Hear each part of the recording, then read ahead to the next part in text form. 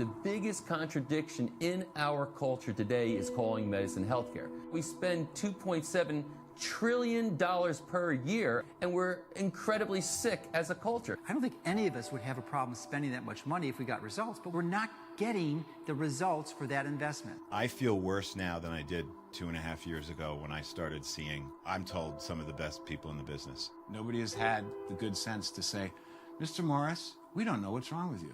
I went to numerous doctors, and my husband said, "What do we do now?" And she looked at him and she goes, she was sending me home to die. We're seeing patients that truly have had the best healthcare money can buy. They've been to every specialist, and they're sort of missing this important piece. Alternative treatment has not been allowed to flourish in the medical community. It's basically been stifled. The AMA's goal and objective was to contain and eliminate the profession of chiropractic, and they did it in the most clandestine way possible.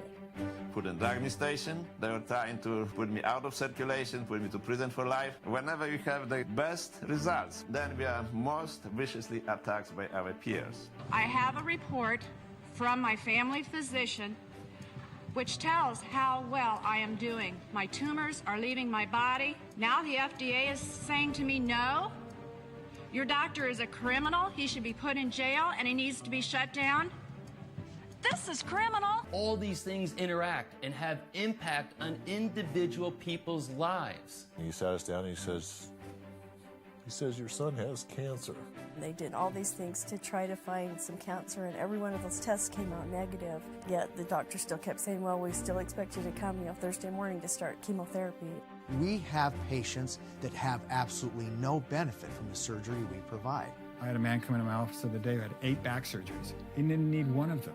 People who had back pain, a manageable problem, they get put on this drug, and next thing you know, they substitute their back pain for a drug addiction. I almost feel guilty because I'm, let's face it, a junkie.